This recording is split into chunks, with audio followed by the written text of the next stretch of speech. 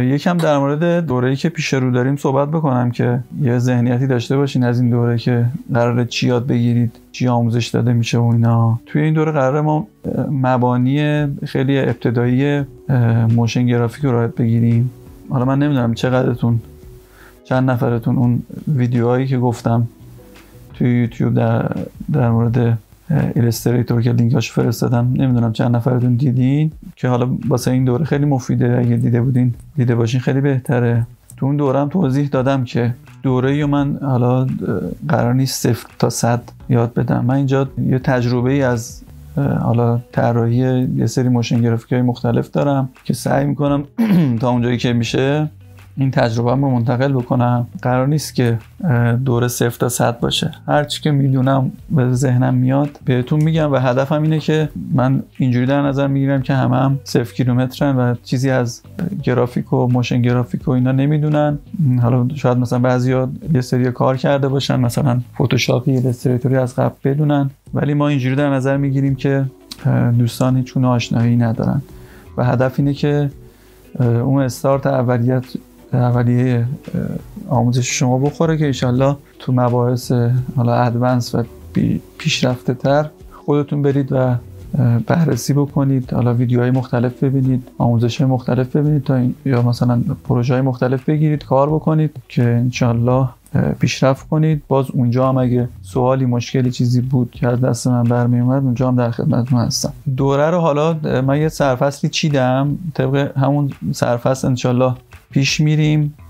سعی میکنم که حالا طبق اون باشه. حالا شاید یه جاهایش جابجا بشه، خیلی اصراری به این قضیه ندارم که طبق اون سرفصل پیش بره. حالا بریم جلو ببینیم چی پیش میاد. من اون سرفصل بیشتر واسه این ارائه کردم که بدونید چه مباحثی قراره یاد بگیرید. حالا شاید این مباحث ذره بالا پایین بشه، یه سری چیزا رو زودتر بگم، یه سری چیزا رو دیرتر بگم.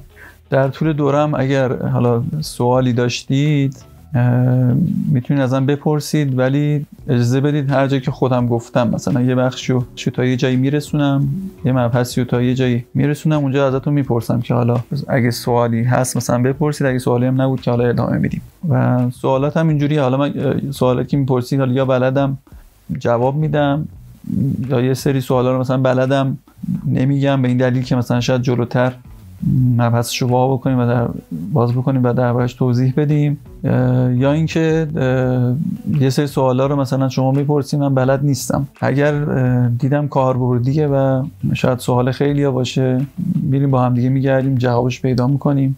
اینکه آره تو طی دوره حالا هر سوالی براتون پیش اومد سر همون تایمایی که سرفصلی که من بهتون میگم ان شاءالله ازتون میپرسم، بپرسید ببینیم چی میشه. خب تا اینجا کسی سوالی چیزی؟ خب بریم سراغ نرم افزار افتر افکت. آقا این نرم افزار افتر افکته. اول از همه یه مقدار از کاربردهای نرم افزار افتر افکت بگم بهتون که خب شاید هم بدونید. 2 تا کاربرد اصلی افتر افکت VFX و موشن گرافیکه. VFX هم جلوه‌های ویژه تصویریه، اون جلوه‌های ویژه‌ای که حالا سینمایی که توی فیلم‌ها و نمی‌بینید اکثرش رو با نرم افزار افتر افکت انجام میدن. اصطلاحاً CGI هم بهش میگن که اونم یه حرفه پردرآمدیه، ولی خب بیشتر پیشنهاد میشه کسایی که حالا مثلا ساکن تهرانن و اینا اگه میخوان حرفه‌ای دنبال بکنن برن دنبال اون حوزه، چون اون حوزه اکثر پروژه‌های سینمایی لوکال توی تهران کارهای برون سپاریشون انجام میدن. یعنی کسی شهرستان باشه و اینا قبول نمیکنن، چون بالاخره باید بیان سر پروژه حضور داشته باشن، کارو ببینن و اینا. ولی خب توی بخش الان توی اینستاگرام و این ریلزایی که درست میکنن اینا، اون حرفه هم اون بخشش هم خیلی ترند شده.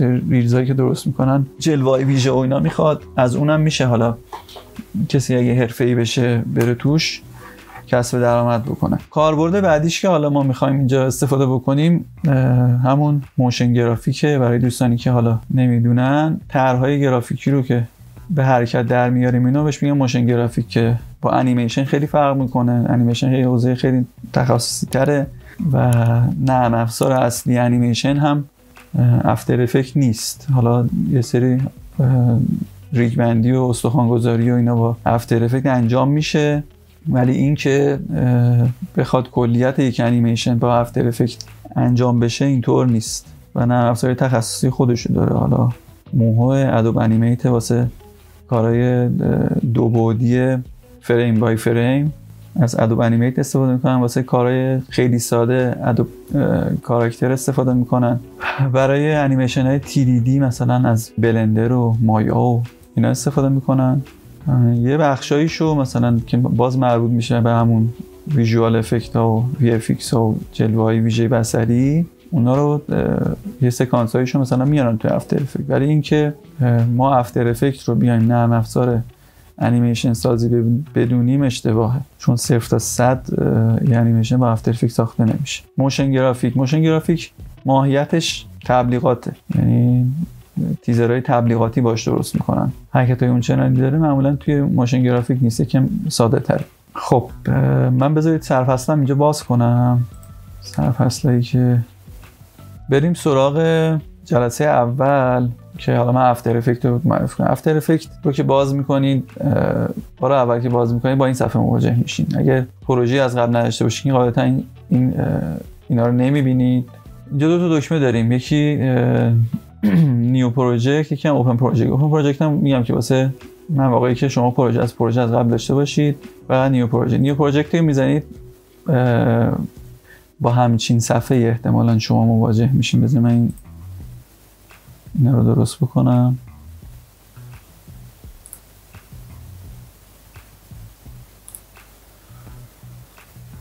با همچین صفحه روبرو میشید که اینجا رو بهش میگیم اصطلاحاً ورک اسپیس. این ورک اسپیس بخشای مختلفی داره که حالا بخش پروژکت هست که حالا من هر کدوم کلیک میکنم یه بوردر آبی دورش میفته. بخش کامپوزیشن هست و پنل های مختلف این گوشه چیده شده، و بخش تایملاین هست. این پنل ها قابل جابجاییه، یعنی شما همه رو میتونید جابجا کنید و جای دلخواهتون بذارید. مثلا بر فرض مثلا من این پنل رو میکشم، مثلا میخوام بذارم اینجا، یا مثلا این پنل رو مثلا بذارم اینجا. یعنی تغییر که دلتون میخواد میتونید بهش بدین. و در نهایت هم اگر بیایم به بخش ویندو ورک اسپیس میتونید همون پنلی که هستین ریست کنید. یه سری پنل پیشفرضم، چیدمان پنل‌های مختلف پیشفرضم خود افتر افکت اینجا گذاشته که میتونید از اونها استفاده بکنید. حالا به چه دردی میخوره این پنل رو جابجا میکنیم؟ خب ما توی حالا افتر افکت و موشن گرافیک و اینا از سایزا و پروژه‌های مختلفی میزنیم دیگه. مثلا یکی میاد موشن ترکینگ میکنه، یا مثلا خیلی با رنگا کار داره، یا خیلی مثلا با افکت‌ها کار داره اونا، یا یکی مثلا تو کار مثلا ریلز اینستاگرام صفحه عمودی استفاده میکنه، مثلا میاد ورک اسپیسش جوری میشینه که توی صفحه عمودی راحت تر باشه. حالا جلوتر بریم نمونه‌های عمودی اینا رو کار میکنیم، بهتون نشون میدم که چجوری این ورک اسپیس رو عوض میکنیم. من رو حالت پیشفرضش فعلا میذارم، رو حالت آل پنلز. حالا جلوتر رفتیم بقیه‌شو براتون توضیح میدم. پنل ها رو بخوام توضیح بدم، اولین پنلی که ما اینجا داریم پنل پروژکت هست که تمامی فایل ها، چه فایل هایی که از بیرون میاد شامل عکس و ویدیو، چه کامپ هایی که حالا کامپ اینا هم توضیح میدم، کامپوزیشن هایی که میسازیم و نمیدونم صوت و همه این فایل ها اینجا میاد که حالا جلوتر توضیح میدم که کار باش چجوریه. پنل کامپوزیشن هم که پنل تصویرمون هستی که حالا مثلا من یه کامپ بسازم، حالا دقیقش بعدا توضیح میدم بهتون. یه تصویر اصلیمون، پریویومون اینجا نمایش داده میشه دیگه. این بغلم یه سری پنل ها زیر هم جمع شده که حالا کاربردهای خودشو داره که من به مرور توی دوره بهتون توضیح میدم که مهمتریناش مثلا افکت هم پریست، افکت هایی که ما استفاده میکنیم، یا پنل الاینه برای ترازبندی هامونه،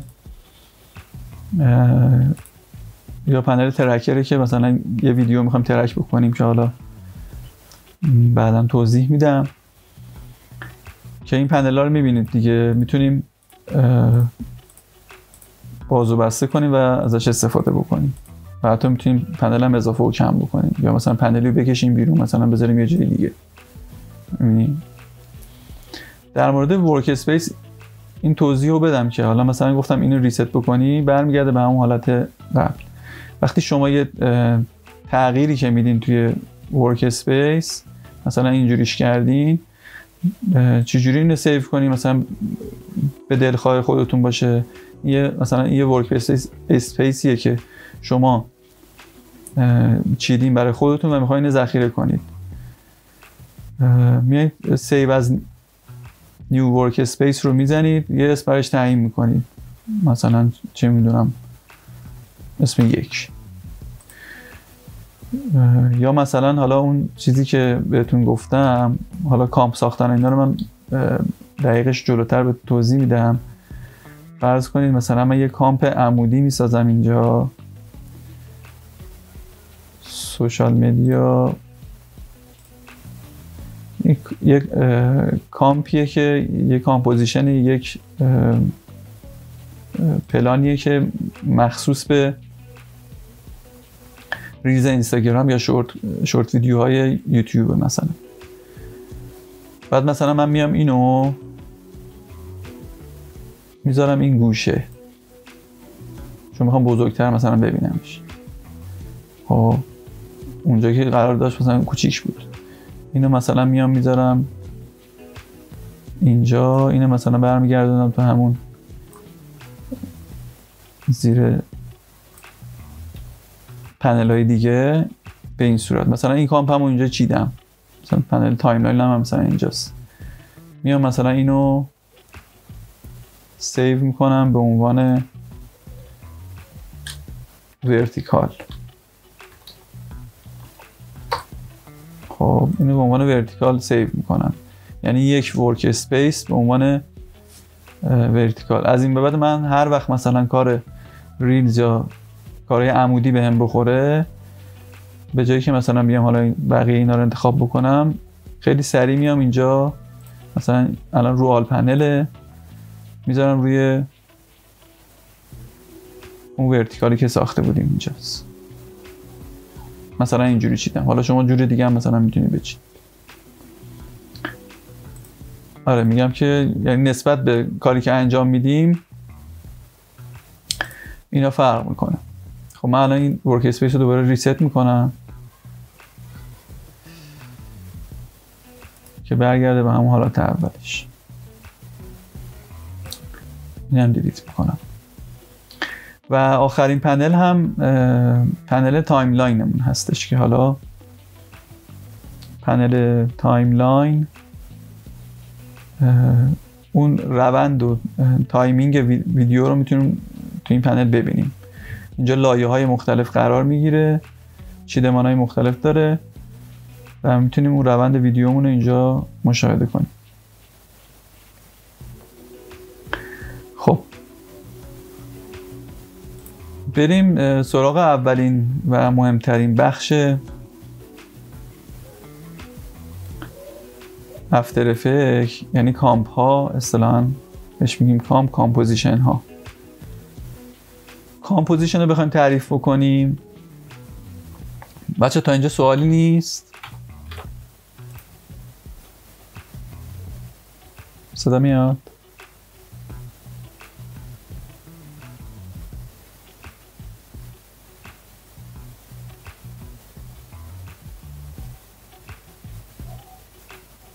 خیلی خوب.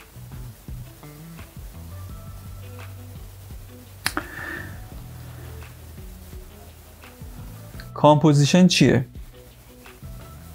ببین ما توی این پنل کامپوزیشن که میایم دو تا دکمه اینجا میبینیم، یکی نیو کامپوزیشن و یعنی نیو کامپوزیشن فرام فوتیج. کامپوزیشن یه اصطلاحاً بخوام بگم یه ظرفه، یا بخوام بهتر بگم شما مثلا یه قابلمه در نظر بگیرید که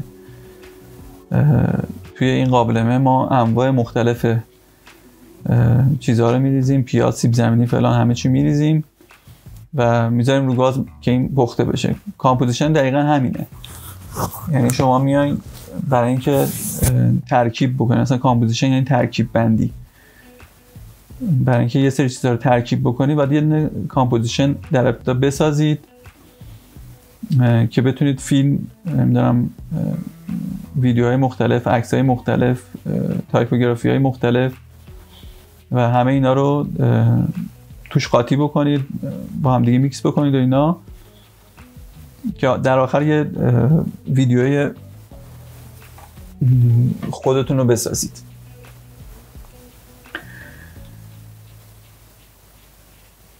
وقتی که نیو کامپوزیشن رو انجام میزنیم یه صفحه برامون باز میشه.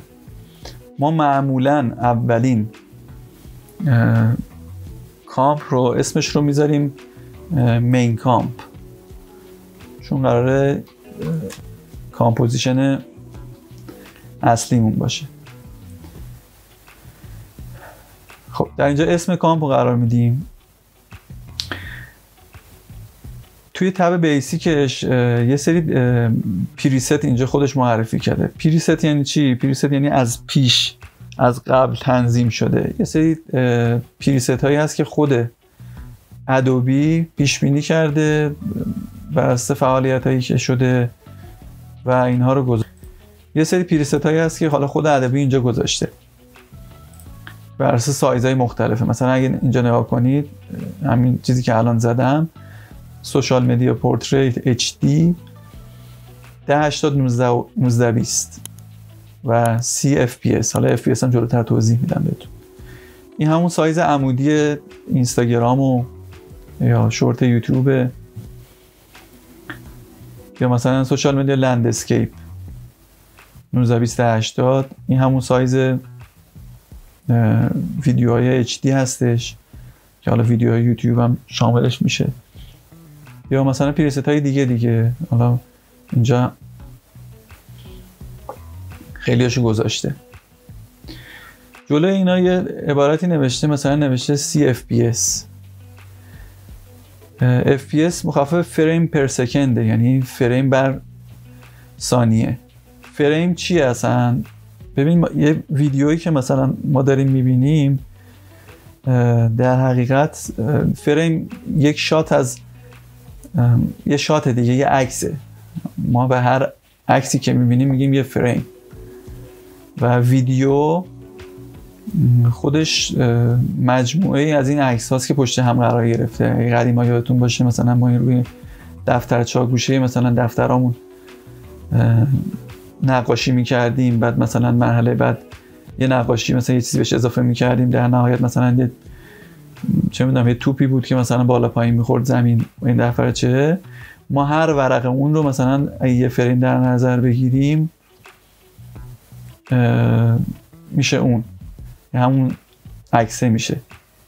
حالا ویدیو مجموعه از همین فریم هاست. حالا فریم پر سکند یعنی توی هر ثانیه چند تا از این عکس ها باشه، چند تا از این شات ها باشه، چند تا از این فریم ها باشه. وقتی میگه توی یک ثانیه 30 تا فریمه، وقتی میگه CFPS یعنی توی یک ثانیه شما 30 تا عکس میتونی ببینی یک ثانیه از ویدیو. پس هر چقدر این FPS بالاتر باشه اون ویدیو خب یه حالت نرمتر و روونتری داره.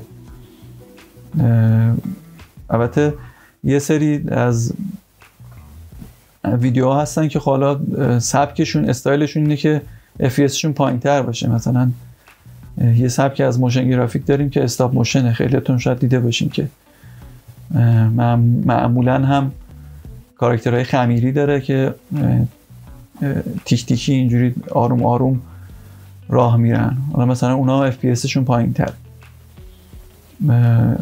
حالا لزوما این نیستش که میگم FPS بالا مثلا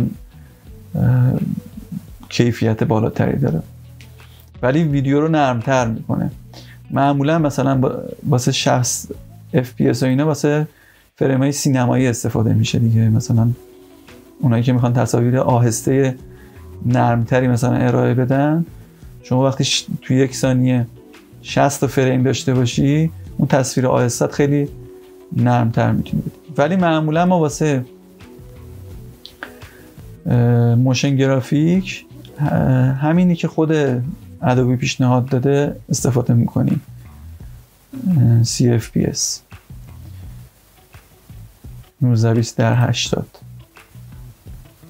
این میشه سایز HD که تقریبا همون سایز صفحه نمایش میشه. حالا پایینتر توی عرض و ارتفاع ما میتونیم این عرض و ارتفاع صحنه خودمون رو دستی تغییر بدیم که مثلا اگر این 1920x80 ما میتونیم این تغییرش بدیم.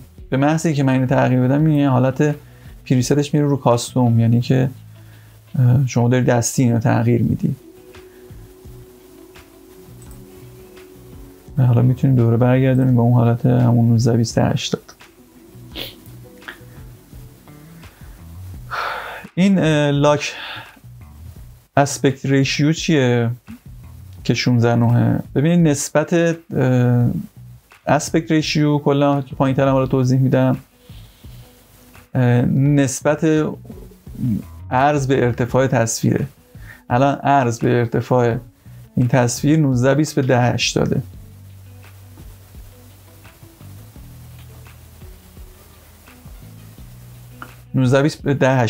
که نسبتش رو بخوای بگیری میشه 16:9.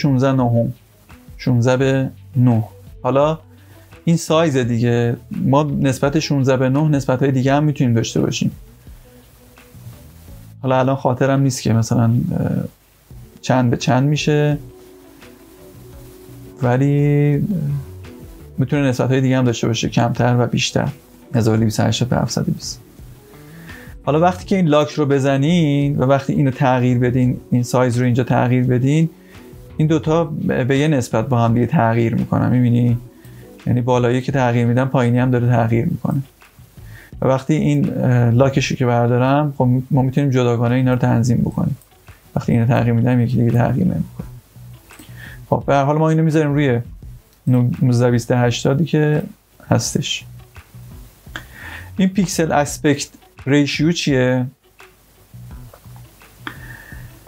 پیکسل اسپکت ریشیو اون سایز اون پیکسلی هست که توی تصویر هستش که معمولا ما میذاریم رو همون اسکوئر پیکسل، یعنی مربع. یعنی میگه آقا من توی این فریمم شامل، یعنی عکس شامل یه سری پیکسل ها میشه دیگه. این پیکسل هم مربع باشه یا سایزهای مختلف باشه. کاربرد اینا رو من نمیدونم، حالا مثلا غیر از مربع باشه چه کاربردی داره، ولی ما اینو همیشه میذاریم روی مربع. فریم ریت هم که از همینجا تعیین کردیم دیگه، از پریست تعیین کردیم که روی CFPS باشه، ولی از اینجا میتونیم از پیش‌فرض‌های دیگه هم استفاده کنیم، مثلا 24 فریم، 25 فریم، 30 فریم. اگر سیستمتون یه موقعی مثلا میبینید کار سنگینه و اینا، از 24 و اینا میتونید استفاده بکنید، خیلی بد نمیشه. یا 24 یا 25 فریم هم میتونید استفاده بکنید، چون هرچی این فریم ریت بره بالاتر خب کارم سنگین تر میشه دیگه.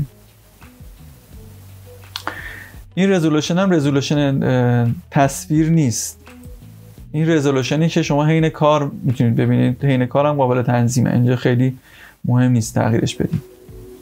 استارت تایم کد هم که تایم شروع کارمونه، دیوریشن هم که مدت زمان کارمونه، یعنی مثلا چند ثانیه باشه که میتونید اینجا تغییر بدین. عدد اول از راست تعداد فریمه، یعنی شما مثلا گذاشتین روی 30 فریم بر ثانیه و وقتی مثلا اینو میذاریم 29 مثلا میشه 20 ثانیه و 29 فریم. و وقتی میکنیدش 30 بزنم اشتباهم اینتر زدم، میبینید اون 30 رو که من اوکی کردم اون 20 ثانیه خودش شد 21 ثانیه، یعنی 30 فریم بر ثانیه بود دیگه. حالا خلاصه ما اینو میذاریم 0 و اینو مثلا میذاریم مثلا یه کامپوزیشن میخوایم درست بکنیم با 10 ثانیه. خب گزینه بعدی بک‌گراند کالر هست که بک‌گراند اون کامپمون رو تعیین میکنه. این بک‌گراند توی خروجی بچه‌ها نمیاد و فقط واسه کارمون هست. اگه یه کاری مثلا آدم داره که بیشتر داره رنگ‌های روشن توش کار میکنه، خب حالا مثلا بک‌گراند اینو مثلا میذاریم رنگ‌های تیره که مشخص تر باشه. اینا همه بعداً هم قابل تنظیمه، خیلی چیز مهمی نیست. پس ما اومدیم یه دونه کامپوزیشن 1920 30 فریم بر ثانیه درست کردیم با بک‌گراند مشکی. اسمش هم میذاریم، چون قراره مثلا کامپ اصلیمون باشه، اسمش هم میذاریم مین کامپ و اوکی میکنیم و اینجا یه دونه کامپوزیشن برامون ساخته میشه. خب تا اینجا بچه سوالی نیست؟ صدا میاد؟ خب بریم سراغ ادامه آموزش. پنل پروژکت رو گفتم بهتون دیگه، یه سری عکس ها و ویدیو ها و به قول معروف اسست هایی که نیاز داریم رو ما از اینجا وارد پنل پروژکت میکنیم که ازشون استفاده بکنیم توی کارمون، توی موشن گرافیک یا هر چیز دیگه. چندین راه ایمپورت کردن اسست ها هستش. یکی این که توی همین صفحه خالیه اینجا دوبار کلیک میکنیم. دوبار که کلیک میکنیم شما میتونید از حالا سیستم هر تصویری که دوست داشته باشین حالا مثلا وارد بکنید، تصویر، ویدیو یا هر چیز دیگه. مثلا بذارید من یه دونه اینجا مثلا یه سری آیکون PNGه که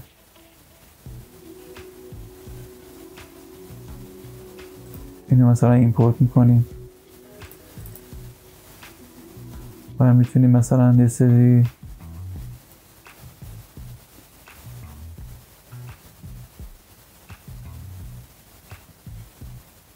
مثلا میتونیم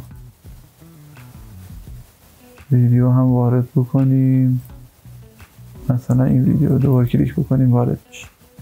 مثلا من یه ویدیو وارد کردم، یه دونه عکس وارد کردم. اون مین کامپی که ساختیم هم میبینیم که اینجاست. روی هر المانی که حالا کلیک میکنیم، حالا عکس باشه یا ویدیو باشه، یه تامنیل این بالاش میاد که خلاصه ای از مشخصات اون استمون هستش که مثلا اسمش چیه، سایزش چیه، یا مثلا مشخصات رنگی و بقیه مشخصات. یا این ویدیو رو که مثلا آوردیم مثلا میگه سایزش چیه، FPS خود این چیه، مثلا این 24 فریم بر ثانیه است، یا مثلا در مورد مین کامپمون. و یه چیز جالب دیگه هم که داره اینه که از این فلش شما میتونید بفهمید که مثلا این فایل رو توی چه کامپ هایی استفاده کردیم. حالا مثلا فرض کنیم مثلا من این رو میکشم توی این کامپ. حالا این پنل رو توضیح میدم بهتون، مثلا پنل تایملاین و اینا رو که حالا این مشکی هست چون PNG هم هست اون مشخص نمیشه. حالا مثلا ویدیو رو مثلا میکشم اینجا، این ویدیو رو گذاشتیم روی اون. وقتی که این فایل ها رو که توی کامپ ها استفاده میکنیم و پنل پروژکت وقتی روش کلیک میکنیم اینجا میتونیم بفهمیم که آقا مثلا این توی چه کامپ هایی استفاده شده. حالا بعدن که پروژه مثلا شلوغ‌تر میشه اینا کامپ های متفاوتی خواهیم داشت دیگه. این بعدن خیلی کمک بهمون میکنه که راهگیری کنیم که آقا این فایل توی کدوم کامپ و اینا. داشتم روش‌های ایمپورت کردن رو میگفتم که گفتم 2 تا کلیک بکنید از اینجا میتونید وارد بکنید. میتونید تو همین صفحه راست کلیک بکنید و ایمپورت رو بزنید و فایل، حالا موارد دیگه که حالا بعداً اگه لازم شد توضیح میدم بهتون، فایل رو که بزنید دوباره همون پنجره وا میشه و میتونید اوپن کنید، یا میتونید از کلیدهای ترکیبی کنترل آی استفاده بکنید برای وارد کردن فایل ها، یا از اینجا بیاید فایل و ایمپورت و این فایل رو بزنید وارد بکنید. این روش های ایمپورت کردنش بود. کامپوزیشن ساختن هم که اون اولش که هیچی نداریم، مثلا مثل این دوباره نیو پروژکت اگه بزنم این سیوش بردارم، اینجا گفتم که ما یه نیو کامپوزیشن داریم که حالا مثلا اینم هم حالت میزنم و دوباره میام یه سری فایل و اینا وارد میکنم. مثلا بر فرض مثال مثلا این عکس رو مثلا وارد میکنم که اینجا داشته باشیم. مثلا اینو میگشم توی این. عرضم به خدمت شما که روش های دیگه نیو کامپوزیشن، یعنی کامپوزیشن بخوایم درست بکنیم، یه روشش این هستش که از اینجا شما نیو کامپوزیشن رو بزنید، دوباره همون پنجره میاد و مشخصات رو میتونید بزنید و کامپو درست بکنید. یه دکمه هم اینجا هست create new composition، دقیقا شکل همینه، میبینید؟ یعنی شما میفهمید که باید میتونید کامپ درست کنید. اینم بزنید دوباره همون صفحه باز میشه. حالا یه وقتی هستش که شما میخواین که از یه ویدیو دارین یا مثلا یه عکسی دارین، میخواین هم سایز اون عکس یا ویدیو یه کامپوزیشن درست بکنید. میتونید این مثلا عکس یا ویدیوتون رو بکشید روی این علامت کامپ و اون کامپوزیشن با اسم همون فایل یعنی ویدیو یا چیز براتون درست میشه. الان این شد یه کامپوزیشن سوا، میبینید؟ یکی شد یه کامپوزیشن دیگه که الان من اینو برم عقب‌تر، میبینید که به اندازه همون عکس کامپوزیشن درست شده. در صورتی که برگردیم به اون کامپ قبلیمون، میبینید که اندازه عکس اینه، این باندی که این دور میبینید، ولی اندازه کامپمون همون 1928 داده، یعنی این مربع حالا سایزش بیشتره، یعنی 1920 در مثلا 1920 احتمالاً دیگه که از این زده بیرون. سایزمون خیلی مثلا فایلمون خیلی با کیفیت. این هم میشه از این که اینجوری. بریم سراغ پنجره تایملاین. اینجا حالا دیگه نکته دیگه نداره. یه نکته میمونه این که سعی کنید از همون اول تا پروژه خلوته این فایل رو ساماندهی بکنید. چجوری ساماندهی بکنید؟ مثلا بیاین این علامت اینجا بزنید فولدر، یه نیو فولدر درست بکنید به اسم مثلا کامپس. خب این کار نظم میده به پروژهتون، بعداً گیج نمیشید که مثلا فلان چیزو کجا گذاشتم. بعد این دوتا کامپ رو مثلا با کنترل میگیرم، اینو میگیرم، کنترل نگه می‌دارم، اینم میگیرم و هدایتش میکنم توی این فولدر. دیگه کامپ هامون همه میره توی این. یا مثلا میام یه فولدر دیگه میسازم IMG، مثلا مخفف ایمیج. عکس هامو همه رو مثلا میفرستم توی این. یا مثلا اگه ویدیویی آپلود کرده بودم، ویدیوی ایمپورت کرده بودم، مثلا این ویدیو، میام یه فولدر میسازم به اسم مثلا وید، مثلا ویدیوها رو مثلا میفرستم توی این فولدر. اینجوری پروژهتون یه نظمی پیدا میکنه، بعدن گیج نمیشین که چی کار داریم میکنیم. بعد اینی که حالا ما یه سری کامپوزیشن اینجا ساختیم. این پنل رو که دورش آبی شده بهش میگن پنل تایملاین، که شما فایل ها رو از توی پنل پروژکت میایم میکشونین به اینجا. مثلا من ویدیو رو میکشم توی این کام. فرض کنید که مثلا من این کامپوزیشن رو میام باز میکنم، مثلا 10 تا کامپوزیشن دیگه هم دارم. این بالا میاد بالای پنل تایملاین به صورت تب به ما نشون میده. درست شد که ما میتونیم بین این سویچ بکنیم و کامپ خودمون رو ببینیم. حالا مثلا این از این کامپ اینو من حذف میکنم.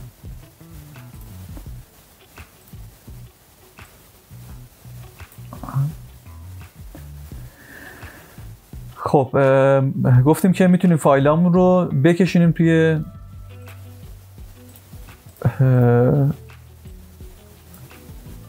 اینجا. حتی کامپ هم بچه ها میتونیم بذاریم، یعنی هم صدا هم تصویر هم عکس هم ویدیو و حتی کامپی که احتیاج داریم هم میتونیم اینجا بکشونیم بیاریم.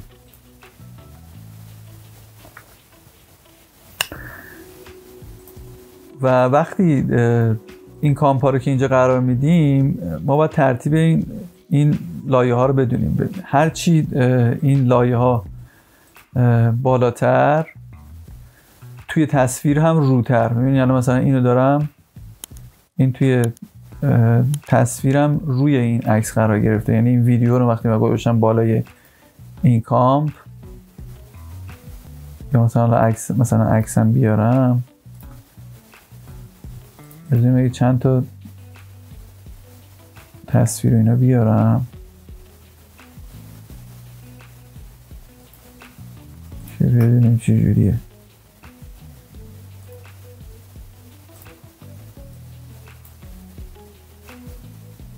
مثلا من اینا رو میکشونم توی تایملاین، مثلا اینو پاش میکنم.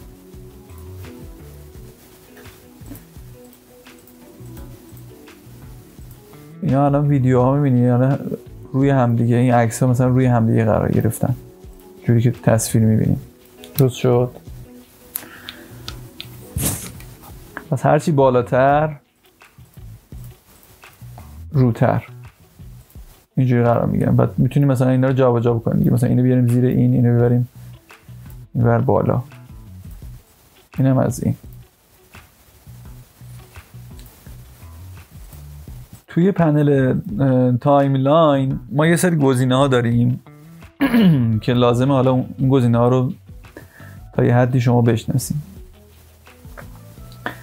اولا اینکه این قسمت تایم کدمون هست که نشون میده که الان این اصطلاحاً بهش میگیم CTI ایندیکیتور، Current Time Indicator، که تایم فعلی رو نشون میده به شما که الان مثلا ویدیو توی چه تایمی هستش.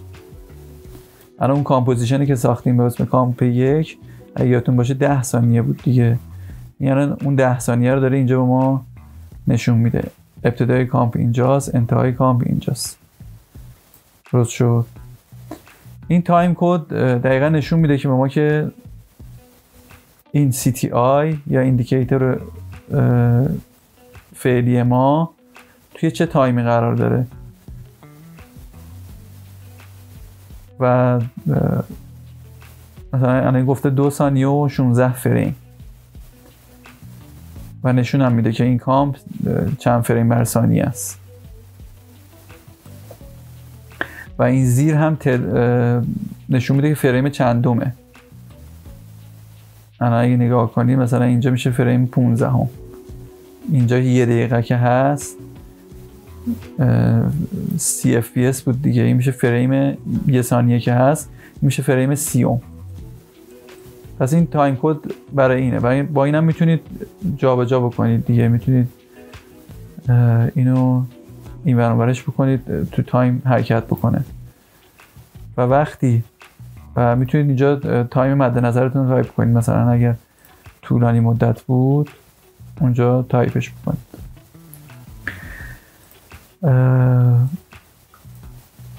خب وقتی میایم اینجا توی پنلی که لایه ها چیده شده رو هم دیگه یه سری گزینه ها داریم. گزینه اول که چشم لایه هست، یعنی شما میتونید مثلا این لایه رو انتخاب کردید، چشمش رو بردارید از صفحه نمایش محو میشه به این صورت و شما دیگه نمیتونید ببینید. بعدی واسه میوت کردن صداست، یعنی شما اگه مثلا یه فایل صوتی داشته باشین، یه ویدیویی داشته باشین که صدا داشته باشه، از اینجا میتونید گزینش میاد، باکسش میاد، میتونید بزنید میوتش بکنید. گزینه بعدی سولو کردنه.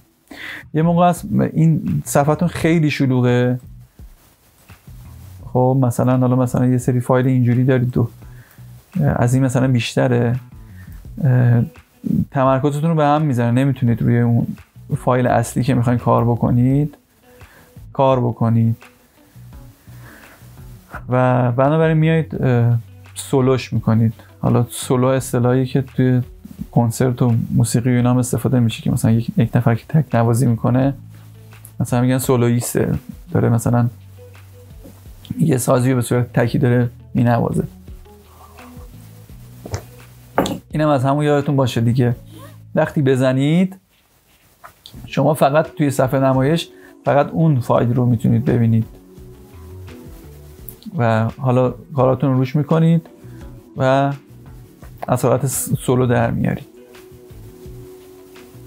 چند تا فایل هم با هم میتونید سولو بکنید، یعنی فقط یکی نیستش، میتونید اینو سولو بکنید یا مثلا 2 تا فایل با هم سولو بکنید یا هر چند تا که دلتون. گزینه بعدی لاک هست. شما مثلا برفرض یه عکسی مثلا اینجا دارین، یه پس زمینه‌ای دارین، هر دفعه مثلا میخوایم بیاین اینجا یه کارایی انجام بدین دستتون میخوره، تکون میخوره، کارو به هم میریزه. میتونید بیاید مثلا اون لاکش بکنید. مثلا این تصویر الان من لاک کردم دیگه، من هیچ عملیاتی نمیتونم روش بدم، چه اینجا و چه اینجا. میبینید مثلا انتخابش نمیتونم بکنم، اینجا میتونید لاکش بکنید. این گزینه رو بعداً توضیح میدم. این فلش مشخصات و ابزارهای مربوط به این مثلا فایلمون رو به ما نشون میده که حالا ما میتونیم روش کارهای مختلف انجام بدیم. گزینه بعدی لیبل هست.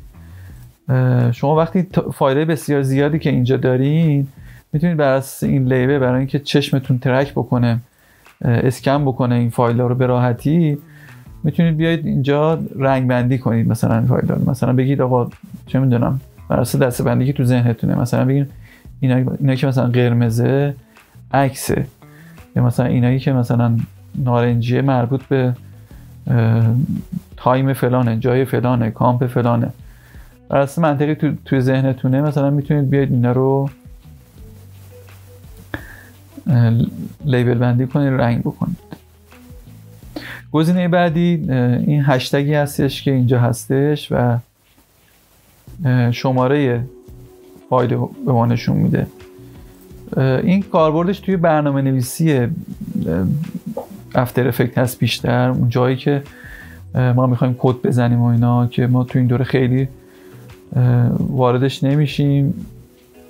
یه سری برنامه نویسی ساده رو که متداول هست رو میگیم ولی خب خیلی واردش نمیشیم. برای ایندکس کردن مثلا یه فایل توش استفاده میشه. یه کاربرد دیگه هم که داره، مثلا شما اینجا بازم گفتم یه سری فایلای بسیار شلوغ دارین، تعداد فایلاتون زیاده، با عدد میتونید مثلا اینا رو انتخاب بکنید. مثلا 2 رو بزنم روی کیبورد 2 رو بزنم اون انتخاب میشه، یا 3 رو بزنم اون انتخاب میشه، 1 رو بزنم اون اولی انتخاب میشه. این کاربرد رو هم داره ولی خیلی حالا چیز کاربردی نیست. بخش بعدی لیر نیم هست که وقتی ما روی خود لیر نیم کلیک میکنیم سویچ میشه به سورس نیم و لیر نیم.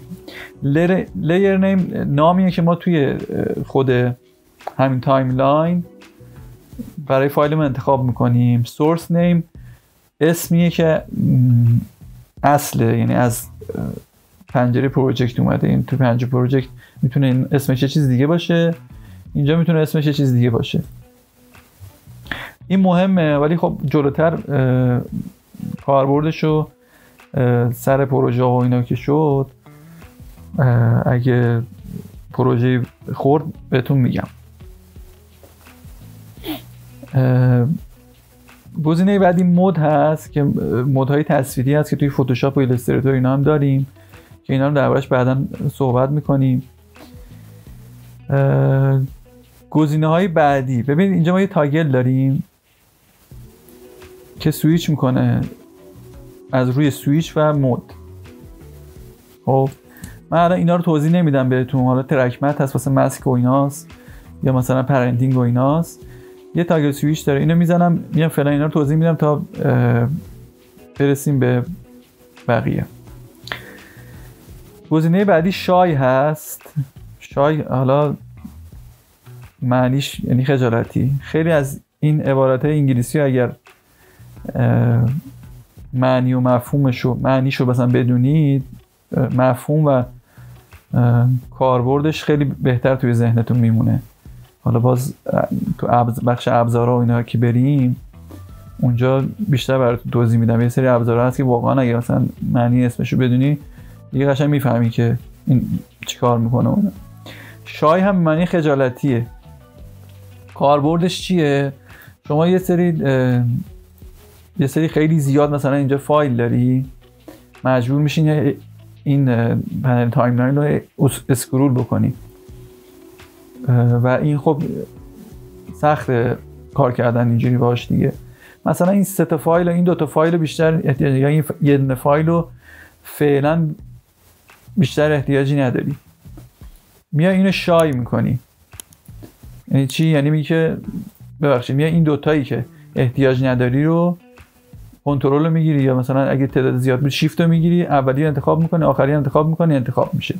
خب بذارید من اینجا چند تا چیز دیگه مثلا بیارم بچینم، مثلا ویدیو آرام بیارم بچینم مثلا زیاد بشه.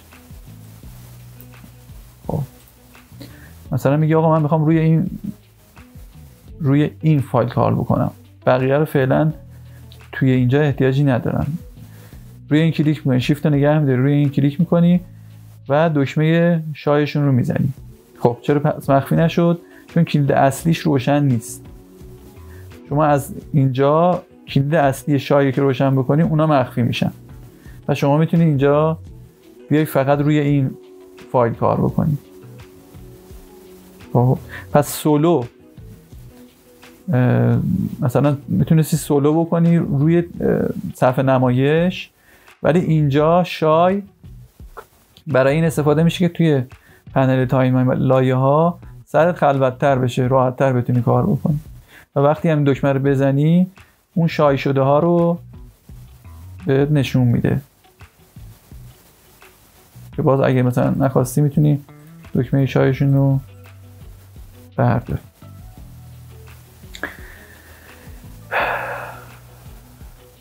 گزینه بعدی گزینه رسترایز هست که اینا الان توضیح نمیدم، حجم مرتب میره بالا و گیج کننده میشه و همچنین این.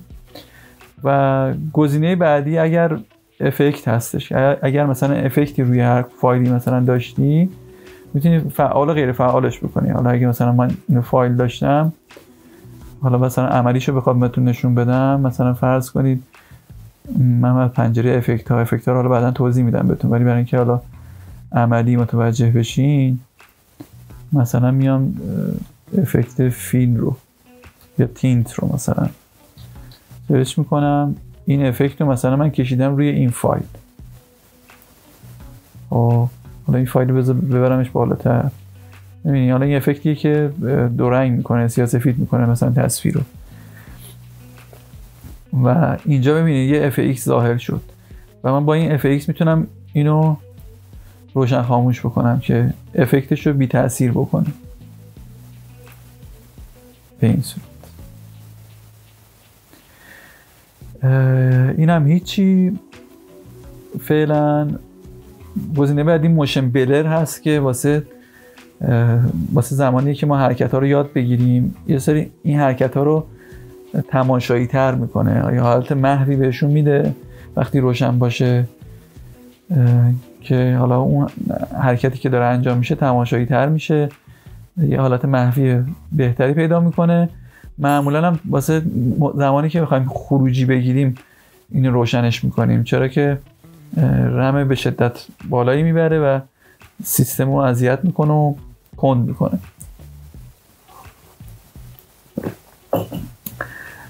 این ادجاستمنت هم گزینه بعدی ادجاستمنت که حالا اینم بعداً توضیح میدم.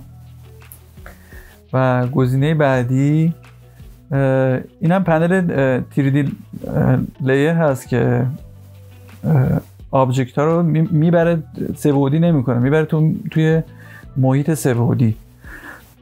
یعنی شما ببخشید حالا هر شیپی داشته باشین، هر عکسی، هر المان، هر فایلی داشته باشین رو میبره توی محیط سه‌بعدی که ما فکر نمی کنم توی این دوره وارد این مبحث بشیم. این انشالله کارهای سه‌بعدی اینجوری که شامل دوربین میشه، شامل نور میشه و شامل محیط سه‌بعدی میشه رو انشالله دوستان خودشون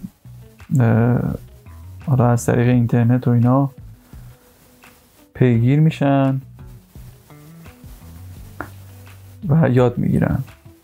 اگرم سوالی بود، حالا من تجربه دارم، تجربه کار با انالیتی ویدیو اینا رو دارم،